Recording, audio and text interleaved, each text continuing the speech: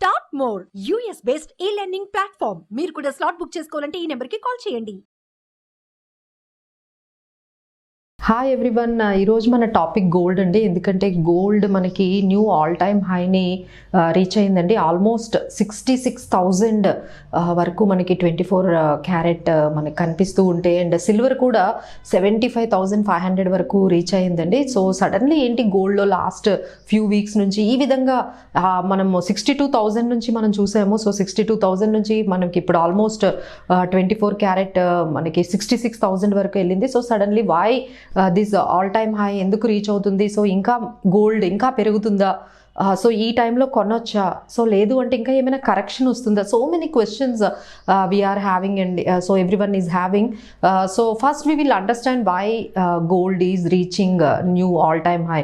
The first reason ఏంటంటే మనకి Fed rate cut అనేది వాళ్ళు వస్తుంది. ఈ 2024లో ఫెడ్ రేట్ కట్ అంటే ఫెడ్ ఇంట్రెస్ట్ రేట్స్ని యూఎస్లో వాళ్ళు తగ్గిస్తాము అని చెప్పి మనకి న్యూస్ అనేది వచ్చింది. సో దట్ కెన్ హ్యాపెన్ జూన్లో అయినా జరగచ్చు ఇది. సో దాని మీద యాంటిసిపేషన్తో ఎప్పుడైతే అక్కడ ఇంట్రెస్ట్ రేట్స్ తగ్గిపోతున్నాయో సో ఆ అమౌంట్ అంతా మనకి గోల్డ్లో వస్తుందండి. ఎందుకంటే gold is termed as a safety haven అని మనం భావిస్తూ ఉంటాం కాబట్టి. సో ఎప్పుడైతే బాండ్స్లో ఉన్న అమౌంట్, బాండ్స్లో ఇంట్రెస్ట్ రేట్స్ తగ్గుతూ ఉంటే ఆ అమౌంట్ మళ్ళీ గోల్డ్లో సేఫ్టీ హెవెన్ కింద పెట్టుకుంటూ ఉండారండి. So this is first reason ఎందుకు సడన్గా గోల్డ్ అనేది ఈ విధంగా పెరుగుతుందని.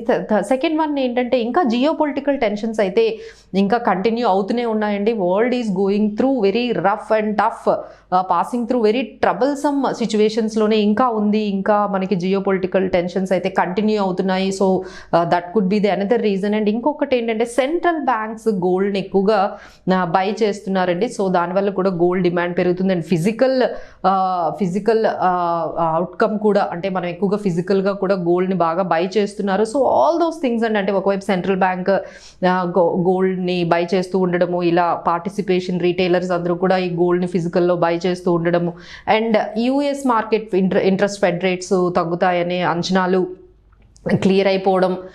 అండ్ ఇంకోటి ఏంటంటే యూఎస్లో ఎప్పుడైతే ఈ పోర్ట్ఫోలియోని వాళ్ళ రిస్క్స్ని హెడ్జ్ చేసుకోవడానికి కూడా గోల్డ్లో ఇన్వెస్ట్ చేస్తూ ఉంటారండి. So gold will be held as a hedge against the risks. ఎప్పుడైతే రిస్క్స్ అనిపిస్తుందో వెంటనే వాళ్ళ పోర్ట్ఫోలియోని గోల్డ్తో వాళ్ళు హెడ్జ్ చేసుకుంటారండి. సో దీనివల్ల కూడా మనకి గోల్డ్ పెరుగుతుంది. నౌ ద క్వశ్చన్ కమ్స్, ఇదే కంటిన్యూ అవుతుందా, ఇంకా గోల్డ్ పెరుగుతుందంటే డెఫినెట్లీ ఎస్ అనే చెప్పొచ్చండి. ఎందుకు అంటే మనకి ఈ విధంగా అంటే ఈ స్టడీగా పెరుగుతుందండి గోల్డ్ అనేది. అంటే ఇప్పుడు మీకు మేబీ ఒక్కసారిగా ఇంత పెరిగింది కాబట్టి మీకు ఏమైనా కొంచెం కరెక్షన్ అనేది రీసెంట్గా రావచ్చు. But again it will hold back the same prices. మళ్ళీ అది ర్యాలీ అనేది స్టడీగా మనకి కనిపిస్తూ ఉంది. మనం 5 ఇయర్స్లోనే గోల్డ్ అనేది మనం డబల్ అవ్వడం చూసామండి. So there is a huge potential మనకి ఉంది. బట్ ఎంత ఉండాలి? మనం ఎప్పుడూ చెప్పుకునేదండి గోల్డ్లో మనకి ఎప్పుడు 8%, 7% ఈ విధంగానే మనకి రిటర్న్స్ వస్తూ ఉంటాయి. కాబట్టి ఆన్ అన్ యావరేజ్లో మన పోర్ట్ఫోలియోలో 12-15% వరకు ఉంటే మంచిదని మనం అందరం చెప్తున్నాము. But now the question comes, ఎలా బై చేయాలి? సో ఫిజికల్గా మీరు బై చేయాలనుకుంటే తప్పకుండా మీరు గోల్డ్ కాయిన్స్ కానీ గోల్డ్ బార్స్ కానీ బై చేయండి. మీకు ఏదైనా ఇన్వెస్ట్మెంట్ కోసం కానీ ఫ్యూచర్లో మీ కన్జంప్షన్ ఉంది అంటే గోల్డ్ కాయిన్స్ బార్స్లో మీరు చేసుకోండి. ఎందుకంటే ఆర్నమెంట్లో మీరు చేసుకున్నారంటే that will keep changing the designs. ఇవన్నీ చేంజ్ చేయడం వల్ల మీరు చాలా నష్టపోతున్నారు. సో ఫ్యూచర్ కన్జంప్షన్ ఉందంటే డెఫినెట్లీ మీరు gold coins and gold bar మీరు ఫిజికల్గా వెళ్ళిపోదాము, నాకు ఫిజికల్ గోల్డే నాకు హోల్డ్ చేయాలని అనిపిస్తుంది అంటే గోల్డ్ కాయిన్స్ కొనుక్కోండి, గోల్డ్ బార్స్ అనేవి కొనుక్కోండి. అండ్ వన్ మోర్ థింగ్, ఈ మధ్య కాలంలో మాకు వచ్చిన న్యూస్ ఏంటంటే ఏవైతే బ్యాంక్ లాకర్స్ ఉన్నాయో అవి కూడా చాలా షార్టేజ్ అనేది మేము విన్నామండి. సో మేబీ మనకు ఫ్యూచర్లో బ్యాంక్ లాకర్స్ మనకి తగినట్టుగా దొరకకపోవచ్చు. సో ఒక్కసారి ఆలోచించండి, ఈ ఫిజికల్ గోల్డ్ కొని లాకర్స్ దొరక్క మన ఇంట్లో కూడా అంత సేఫ్టీగా లేకుండా మనం ఎక్కడ లాంగ్ టర్మ్ కోసం మీరు బై చేస్తున్నప్పుడైతే అలా దాన్ని ఎలా స్టోర్ చేస్తారో అనేది కూడా ఒక పెద్ద క్వశ్చన్ అండి. ఎందుకంటే గోల్డ్ ఈ విధంగా ఇంత కాస్ట్లీ, ఇంత వాల్యుబుల్ అయింది కాబట్టి దాని సేఫ్టీ కూడా మనకి ఎక్కువగానే కన్సర్న్గా ఉంటుంది. ఇది ఒక్కసారి ఆలోచించండి. ఆలోచించండి.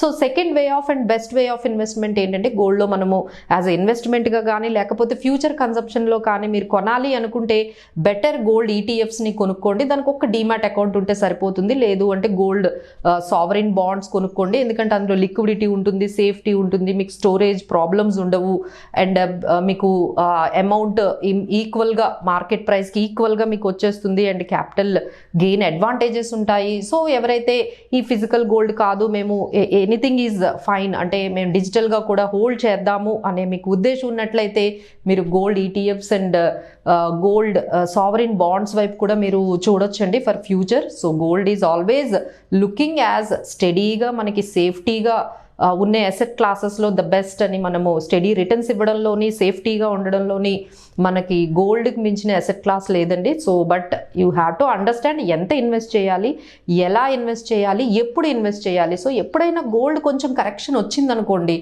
ఒక 3-4% కానీ ఒక 5% కరెక్షన్ వస్తే అప్పుడు కొంటూ ఉండండి. That is a good hedge towards these fluctuations.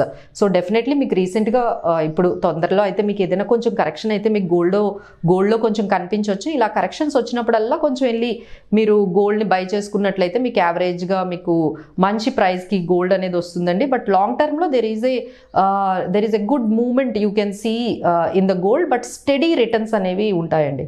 Thank you so much.